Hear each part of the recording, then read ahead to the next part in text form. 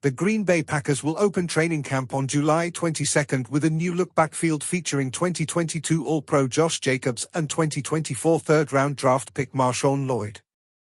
The Green Bay Packers will open training camp on July 22 with a new-look backfield featuring 2022 All-Pro Josh Jacobs and 2024 third-round draft pick MarShawn Lloyd. Josh Jacobs, a first-round pick by the Raiders, Jacobs rushed for 5,545 yards and caught 197 passes in 5 seasons. He rushed for 1,150 yards as a rookie in 2019, was a Pro Bowler with 1,065 rushing yards in 2020 and was an All-Pro with an NFL-high 1,653 rushing yards and 2,053 total yards in 2022. He's gone over 1,100 total yards all 5 years. Last season, Jacobs was unable to overcome the Raiders' litany of problems and settled for career-worst totals of 805 rushing yards, 3.5 yards per carry and 4.1 yards per touch. He did match his unwelcomed career high of 3 fumbles.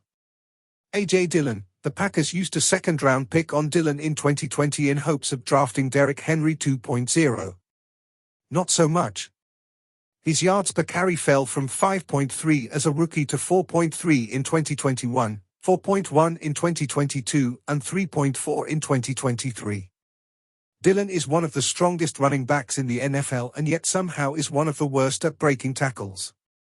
Of 49 running backs with at least 100 carries in 2023, Dillon ranked 37th with 2.69 yards after contact, according to PFF, and 47th in broken tackle rate, according to Sports Info Solutions.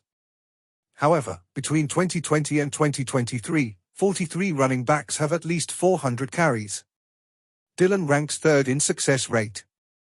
MarShawn Lloyd, among all running backs in this year's draft class with at least 100 rushing attempts, Lloyd was 2nd in yards per carry and 1st in yards per reception. After 2 seasons at South Carolina, Lloyd transferred to USC for his final season. He rushed for 820 yards, 7.1 average, and 9 touchdowns and caught 13 passes for 232 yards, 17.8 average. At 5 foot 8 3/4 and 220 pounds, he's short but definitely not small. With excellent testing numbers, 4.46 in the 40, 25 representatives on the 225-pound bench press, it's little wonder why he ranked among the national leaders with 3.97 yards after contact per carry.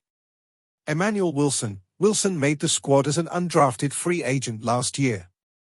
In limited action, he carried 14 times for 85 yards, a 31-yard run against the Rams boosting his season average to 6.1 yards per carry. He broke only 1 tackle during the regular season but 2 in 12 carries in the playoffs. If preseason football truly matters, watch out. He not only led the NFL with 223 rushing yards in the 3 games but with 11 missed tackles. Ellis Merriweather spent the final couple months of the season on Green Bay's practice squad. His build gives off some James Starks vibes. At Massachusetts, he rushed for 1,138 yards, 5.2 average, and caught 22 passes in 2021 and added 575 rushing yards, 3.8 average, and 8 receptions in 2022. During that big-time junior season, he posted 7 100-yard games and had 218 consecutive carries without a fumble. Javion Howard, the Packers gave Howard a $10,000 signing bonus to lure him as an undrafted free agent. At Alcorn State in 2022, he was the SWAC Newcomer of the Year with a career-high 1,273 rushing yards. In 2023, he rushed for 764 yards, same 5.0 average as in 2022, and set a career high with 31 receptions. Combined, he forced 113 missed tackles out of 443 touches. Jacobs obviously didn't perform up to his usual standard last year, but playing under the franchise tag with a bad head coach, Josh McDaniels, before he was fired, and a bad quarterback, Jimmy Garoppolo, and 4th-round rookie Aiden O'Connell, conspired against him. Jacobs is motivated to show that his 2022 season wasn't a fluke. That is an elite back. That is worthy of being more than a 1-year rental. And to taste playoff success. When I judge running backs or just players in general, it's like, okay, yeah, you can be good, But are you good when it matters? When it matters the most? In the biggest moments, in the biggest games, that's where you leave your mark. Being a guy that has a lot of history, and especially with the Raiders program, in the top 3 in almost every category since I've been there, it doesn't really mean nothing because we didn't win.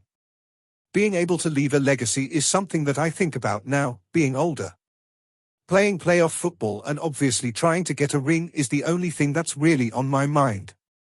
Jacobs isn't as dynamic as Jones, but his physical style might make him a bigger factor in those late-season home games. According to Pro Football Reference, 183 running backs in NFL history have had at least 1,100 rushing attempts in their career. Former Packers star Aaron Jones ranks 4th all-time with 5.05 yards per rushing attempt. New Packers running back Josh Jacobs is 73rd with 4.25 yards per carry. When the Packers absolutely needed it, Jones reeled off a streak of 5 consecutive 100-yard rushing games, including both playoff games. That's the longest streak in franchise history, and it helped carry the Packers to the postseason and beyond. Last season, 49 running backs had at least 100 rushes. Jones ranked number 1 in success rate, which is defined as gaining at least 40% of the required yards on first down, at least half of the remaining yards on second down, and moving the chains on third and fourth down. Jacobs was 34th. Even stretching it out over 2 years to include Jacobs' rushing championship season, Jones was number 1 and Jacobs was number 9. In a staggering statistic, Jones had runs of 10-plus yards on 15 of his 143 carries, while Jacobs had 9 on his 233 carries.